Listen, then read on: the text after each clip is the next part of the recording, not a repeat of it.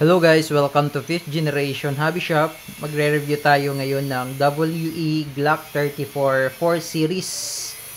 Silver slide, black frame, silver barrel. So, bali ito po ay unit ni Sir Roel of Zamboanga del Sur. Shout out to Sir Roel, sir. Welcome to 5th Generation Hobby Shop. So, ito na po ang inyong unit, sir. So, it comes with the Airsoft BBs 0.23 grams 4,000 shots, and also comes with Pop Dino. So this one is number 14, Pop Dino Power Up Green Gas. Okay, and this is the box of the unit.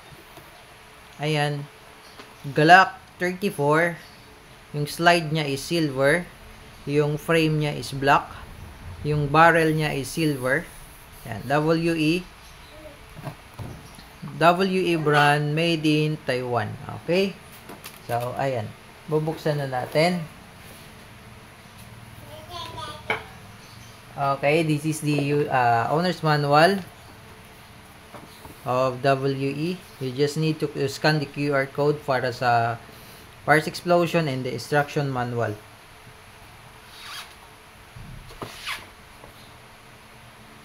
Okay, and comes also with the box strap and the box strap pin. Okay. The magazine is 24 rounder capacity. 24 rounder capacity magazine. And the unit.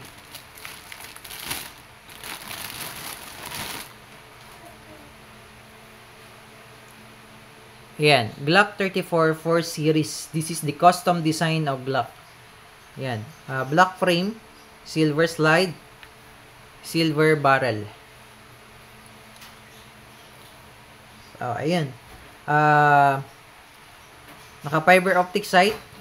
Fiber optic sight, rear and front. Cut on slide. Meron din siyang cut sa gilid. May serrations na siya sa top. May serrations din siya sa slide sa gilid. Yan, stipple grip. Naka-magwell. Meron na rin siyang Picatinny rail for accessories. And threaded barrel para sa suppressor, tracer units, at iba pang accessories na po pwede dyan. Okay, and then, Punisher skull on back plate. Yan. Okay. Wet trigger, wet barrel, engraved markings. So, ayan. Glock 34. So, bali ito palang backstrap. Dito po yan.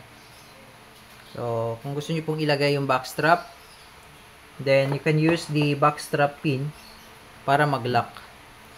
Bali, re-remove mo tong naka-install na mas paiksi kasi ito. Okay. Now, lagyan natin siya ng gas and BBs para ma-check natin kung ilang EPS.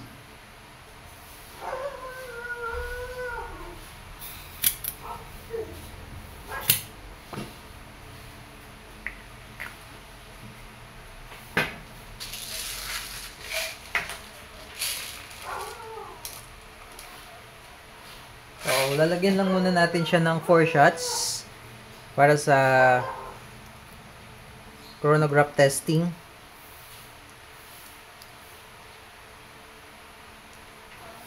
Tingnan natin kung ilan ang velocity ng ating Glock 34 4 series. So, ayan. Papakita ko lang sa iyo, sir, ng malapitan yung unit. Ayan yung markings. 34. That's engraved.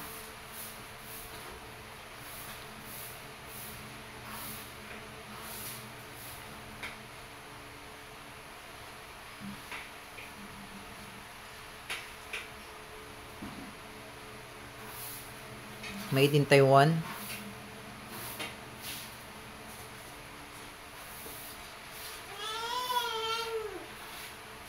Ayan. Okay. So now, testingin natin kung ilang EPS po ito.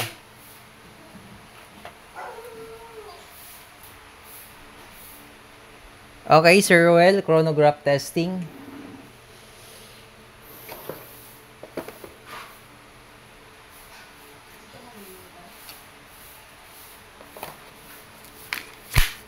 Again, this is the Glock 34 4 series silver slide black frame. So it's a two-tone gas blowback airsoft pistol. Okay? So chronograph testing. Firing. 399.5, almost 400. 399.5. Okay, zoom lang natin. Yan. Okay, one more. 386.3. Walang binasa. 380.1. Okay. And then open chamber.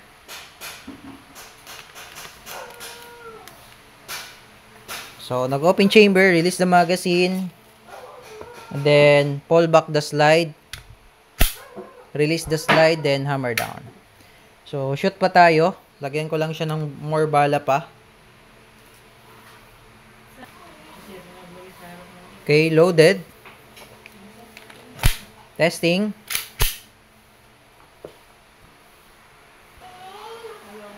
Okay, Sir Ruel, shoot pa tayo, sir. Glock 34 4 series custom design by WE.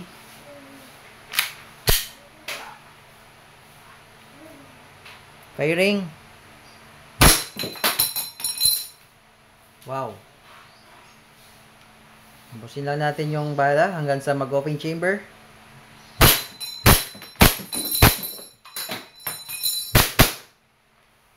Okay.